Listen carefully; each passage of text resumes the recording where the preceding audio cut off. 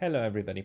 Last week, I shared with you a video of Russia's Foreign Minister Sergei Lavrov, how he spoke at the United Nations Security Council when Russia itself was calling for another council meeting to discuss the war in Ukraine, how to end it, and the dangers of these weapon proliferations in Europe, and also the participation of French mercenaries in directly in the conflict. I mean, how this entire situation is so horribly dangerous.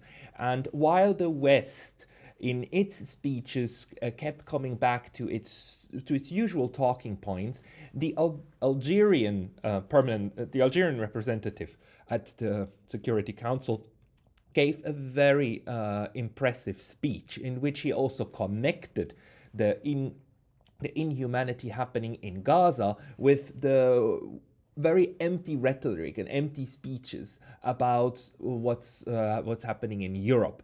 And here we've got a wonderful example of somebody with a conscience and with a vision of how to achieve peace and what's important in international relations, and presenting those to the entire world. Unfortunately, of course, the world doesn't listen, but we can listen. I'll add his speech right after this one here, and then for your amusement, at the very end, I'm going to add the empty and really repetitive, really like talking pointish speech of the UK ambassador, just in order to contrast these two, where first we will listen to a real diplomat and then we will listen to the mouthpiece of the warmongers. So without further ado, please enjoy Algeria. Algeria expresses its deep concern about the increase of hotbeds and tension worldwide, while our collective efforts fails to bring lasting and peaceful solution to conflict. In this complicated juncture, the Security Council, primarily responsible for maintaining international peace and security, shortfalls from fulfilling its mandate. This is mainly due to exacerbation of the phenomenon of polarization, a phenomenon that only contributes to the prolongation of crisis and escalation of tension.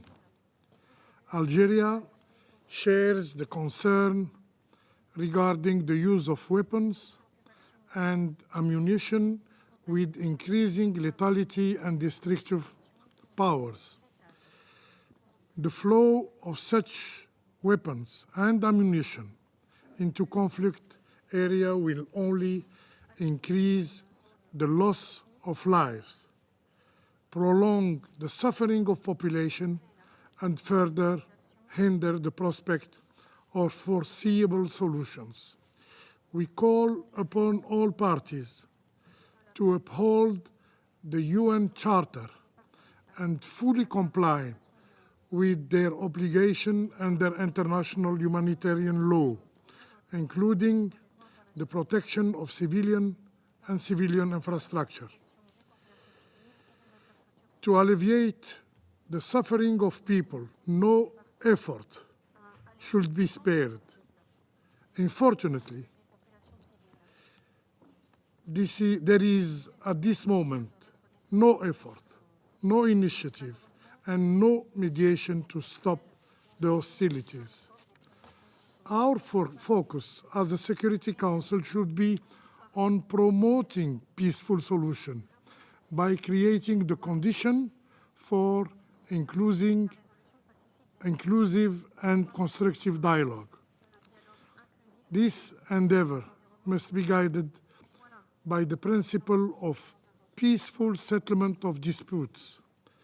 Algeria believes that only a just and lasting peace based on the purposes and principles of the UN Charter and the legitimate security concern of all parties can resolve the crisis. We also believe that it is paramount to promote and intensify international diplomatic effort to achieve peace, not only in Ukraine, not only in Ukraine, but everywhere in the world. In this juncture, sorry to remind that Palestinian territories should not be the exception. The carnage perpetrated by the occupying power, the killing of 24,000 of Palestinians in Gaza must also stop now. 24,000 victims in 3 months, comparatively to 10,000 during the war in Ukraine in 2 years. I cannot describe otherwise the horror of killing hundreds of innocent children and women every day in Gaza and depriving an entire population of basic services and humanitarian assistance indispensable for their survival. Let us not forget the Palestinians in Gaza. For us, Palestinian lives also matter. I thank you. Je remercie le représentant de l'Algérie. Colleagues, 2 years ago, Russia began its full-scale invasion of Ukraine. Since its illegal and unprovoked attack, over 300,000 Russian personnel have been killed or wounded. Mothers and wives of these soldiers have been arrested or ignored. Thousands of Russian anti-war protesters have been detained. Media organizations have been shut down, and many journalists are now in Russian prisons. Russian military modernization has been set back 18 years. Now, Russia's defense industry strips down fridges for parts. It orders its weapons from the DPRK in violation of multiple resolutions agreed in this chamber under this Russian foreign minister's instruction. Its purchase and use of Iranian drones involves both states violating a Security Council resolution. And for what? To lose more than half of the land it seized in February 2022 and a fifth of the Black Sea Fleet?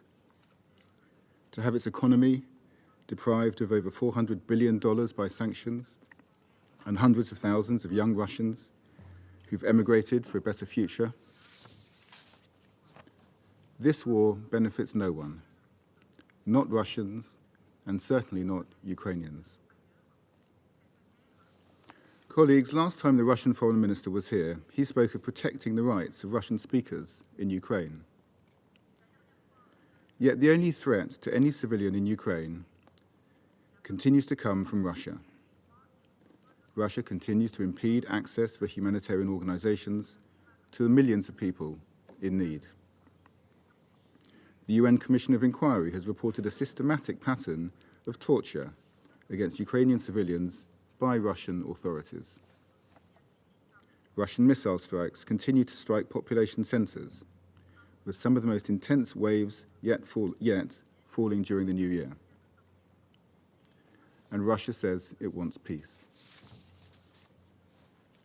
But while Ukraine, the UK, and around 80 other countries were in Davos last week discussing President Zelensky's plans for peace based on principles of the UN Charter that all here have signed up to, the deputy head of Russia's National Security Council was proclaiming there could never be peace while an independent state of Ukraine existed. That is not peace. That is subjugation, which would threaten Ukraine's very existence as a state and usher in a new era of global instability. This is why the UK will continue to replenish Ukraine's air defences, to help it shield its civilians from these brutal attacks. This is why we've signed a new long-term agreement on security cooperation and announced £2.5 billion more in military aid and £18 million more in humanitarian aid for Ukraine. because Ukraine's security matters for global security. President, as my Prime Minister said on his recent visit to Kyiv, we remain unwavering in our commitment to Ukraine's sovereignty and territorial integrity within its borders, to ensuring Ukraine's ability to defend itself, to resist future coercion, to choose its own future, and to prosper peacefully. Thank you.